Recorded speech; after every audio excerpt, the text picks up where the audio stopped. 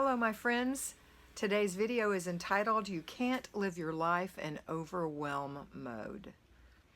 You know, we've all seen those people who say, oh, I'm such a hot mess, or she's such a hot mess, and we see them and they're running around with their like a chicken with their head cut off, and they're constantly overwhelmed, and they just can't seem to get anything done because they're so worried about the thing before or the next thing that's going to happen or hasn't happened or might happen.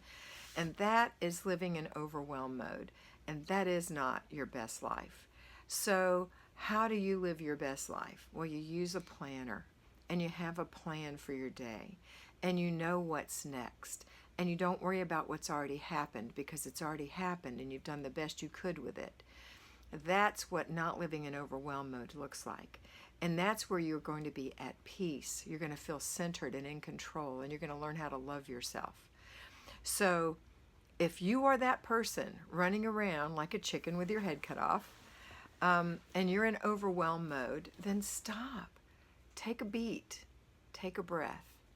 And follow your plan. The first thing you want to do, if you are in total overwhelm mode, is go to your routines and just do routines for a week or two. Get your footing. Do your routines. Don't worry about the basic weekly plan. Don't worry about the zones. There are some things in the basic weekly plan that you're going to naturally do, hopefully, like pay your bills and buy groceries. But you don't have to do the cleaning. You don't have to do any of that. You don't. You're not going to be worse off than you are. I'm trying to get you to a better place. So what you're going to do is stop, and you're going to say, okay, I'm going to do my routines. Get that planner out. Write down your routines, what you need to do. Your routines are very simple. In the morning, you're going to get up. You're going to make your bed.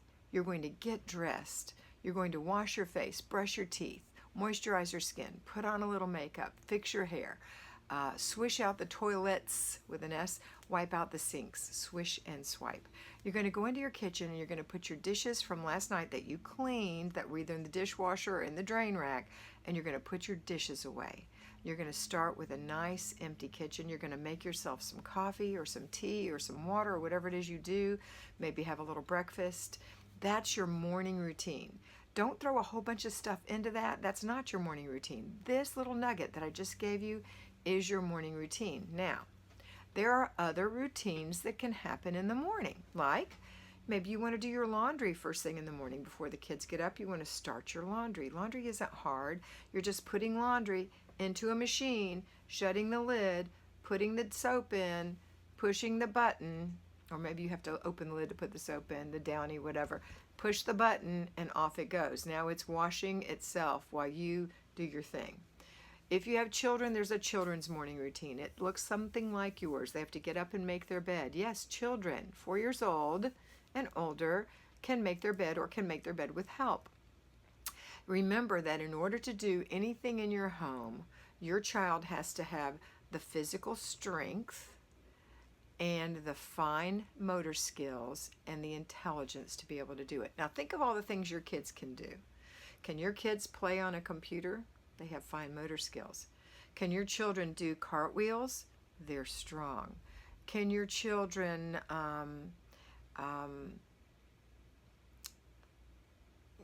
go to the next grade in school? Then they're smart, right? Even if they don't go to the next grade in school for whatever reason, they're still smart. They know, you know they know. So they're old enough to do certain things like make their bed. And when they're 9, I'd say do their laundry. But anyway, your children make their bed. So they get up, make their bed, wash their face, brush their teeth, comb their hair, put their pajamas away, and come to the kitchen for breakfast. That is the morning routine. Don't add all that other stuff in there. That's their morning routine. Now let me stop here for just a minute. When I say don't add all that other stuff in there, when I'm talking to you about your morning routine, oh, but Kat, I need to do my Bible study. Oh, but Kat, I have to go to the gym. Well, yeah, I know. And that's okay. You just have to plan for it. In other words, I go to the gym every morning. My alarm goes off at 6 a.m. I am an adult with adult children and big old grandchildren. I don't have babies in my house. It's just my husband and myself. We live a very casual lifestyle. I don't normally get up till 7, but I get up at 6 so that I can go to the gym every day. If you need to get up earlier to do something, then put it in your plan and get up at that time. Make it a priority. But you can't just say, oh, it's 7 o'clock, let me get up and do my Bible study. And okay, maybe you wanted to read a little bit in your Bible, and maybe it's a 5 or 10 minute read. And you can fit that in your morning routine. That's fine. But if you're going to say, oh, that's interesting, let me go look this up. Oh, let me go over to Paul and see what he has to say about that. And then you're in the Bible for 2 hours. Well, you can't get your morning routine done because you didn't stick to any kind of a plan for your Bible study. Now, there's nothing wrong with anything that I'm telling you to do or not do.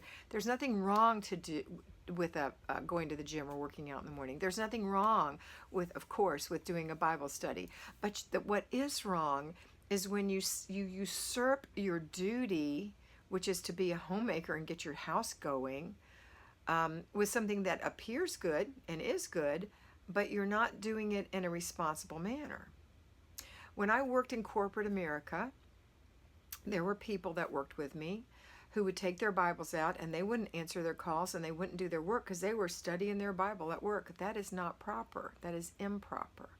You're supposed to give your time to get paid back. Okay, so we have jobs in our life, and one of them is to be a homemaker. And so you have to think of it as a job, not some trivial thing on the side. It's a big deal. Now, you might need Bible study to get through that job, but that has to happen at a different time or earlier in the morning. I just want to get that point straight to you, okay? All right, so let's get on with what happens next. After you do that in your routines, then you're going to do, if you have any paper clutter, you can go through an inch of paper. This might be too overwhelming for you. You cannot do that yet if you don't feel like you can do that. If it's too overwhelming to go through your paper, then don't go through your paper.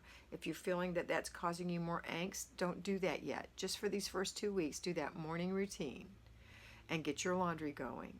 At some point, you're going to have to put your laundry in the dryer, and at some point, you're going to take your sweet, warm clothes. That's the hint. Sweet, warm clothes out of the dryer, fold them, hang them up, and put them away. That means you finished the laundry, that load. Don't ever take a load out of the dryer unless you're ready to fold it and hang it up and put it away. All right, then the next thing we're going to do is later on we're going to have lunch, of course. We're going to get those dishes in the dishwasher or get them washed up and put in the rack.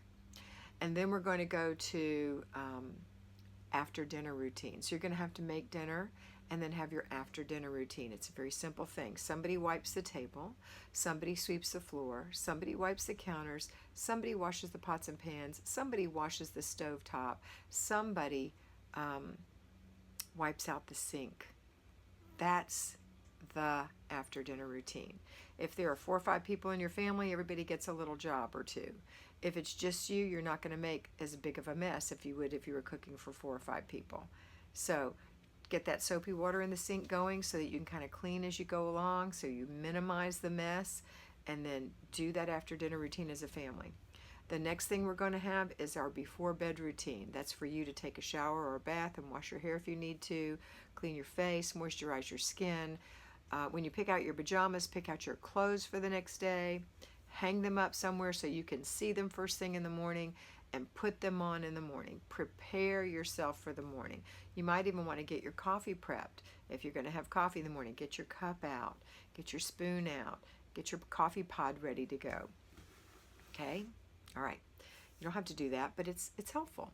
So that is your before bed routine. You have to brush your teeth and floss your teeth. You also need to wipe out that sink one last time and put a new towel out for the next day.